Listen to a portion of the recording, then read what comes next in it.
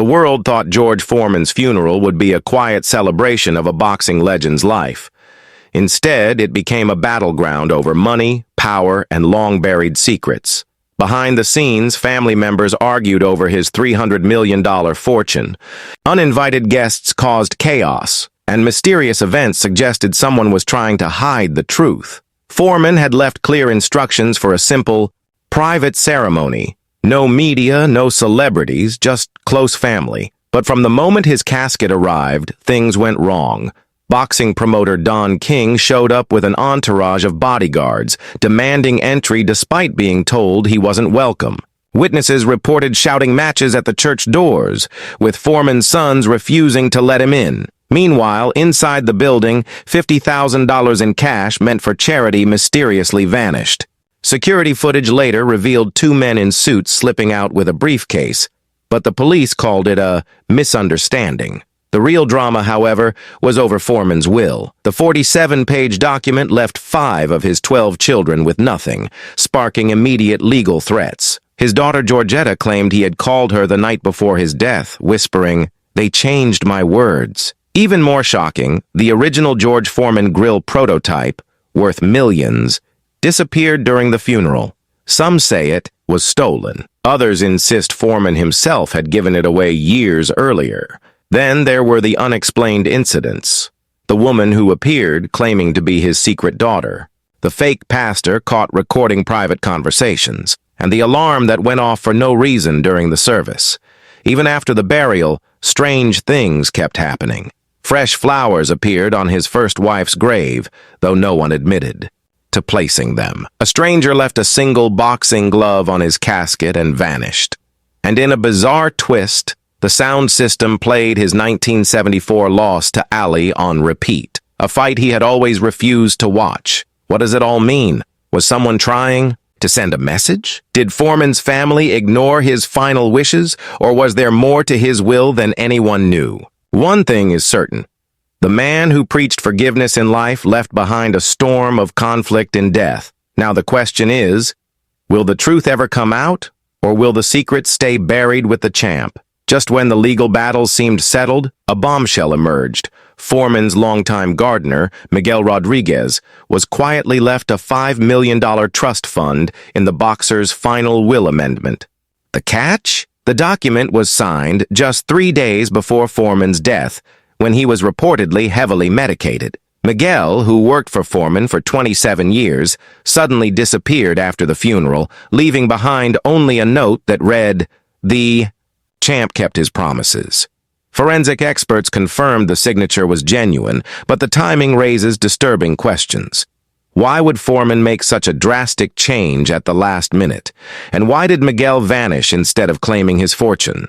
Months after the funeral, Foreman's official social media accounts began posting strange messages at 3:16 a.m., the exact time he won his Olympic gold medal in 1968. The posts contained cryptic references to unfinished business and blurred photos of documents. When family members demanded the accounts be memorialized, they received an email from an address claiming to be G. Foreman 74 with a single attachment, a voice recording of Foreman saying, "When I'm gone, follow the money to the truth. Tech." Experts confirmed the recording was authentic, but couldn't trace the email's origin. Is this an elaborate hoax, or did Foreman plan one final message from beyond the grave? The answer may lie in what he knew about the missing millions, and who stood to lose everything if the truth came out. Foreman's personal diaries revealed a shocking pattern. Every year on the anniversary of his 1994 comeback fight, he made large cash withdrawals matching exact amounts bet at underground boxing matches in Houston. His sparring partner, James "Quick" Watkins, admitted in a jailhouse interview, "Big George bankrolled half those fights, said it kept him close to the streets that made him." Police reports show at least 3 of these illegal matches were raided in the months before Foreman's death, with ledgers listing GF as primary investor. This raises the chilling possibility that someone from this shadow world may have wanted Foreman silenced before he could talk, especially since the FBI had recently reopened an investigation into fight fixing dating back to the 90s. Houston. National Bank records prove Foreman rented a safety deposit box under the alias Big George in 2015.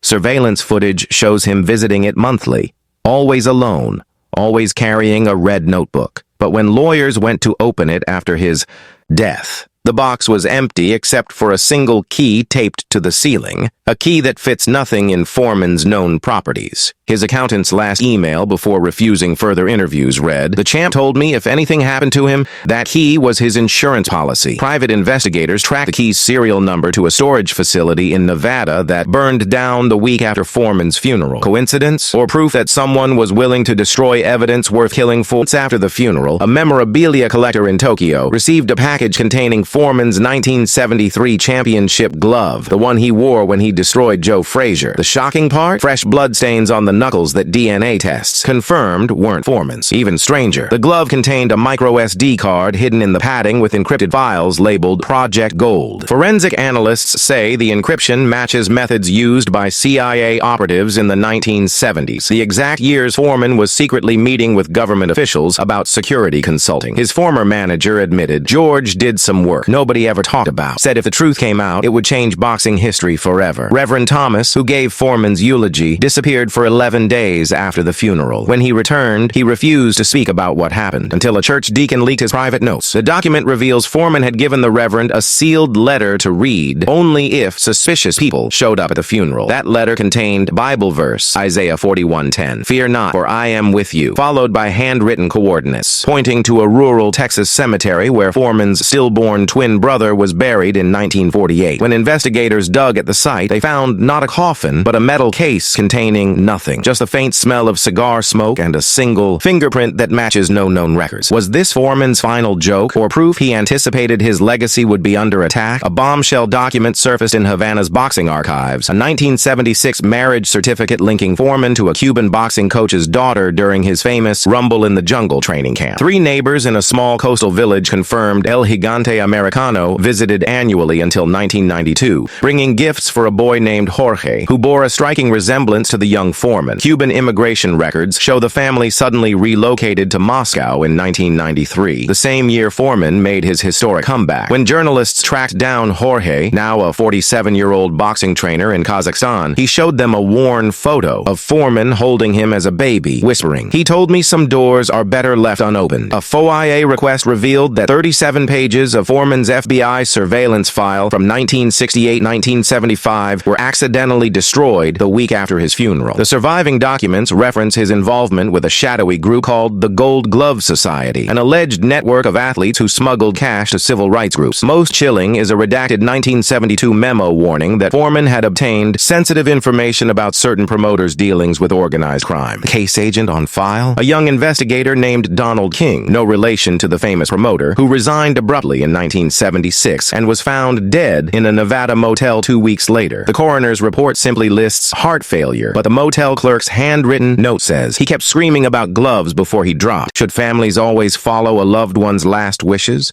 even if it causes fights? Is it fair to cut children out of a will? And what would you do if you discovered the missing George Foreman grill? Comment below, because this story is far from over.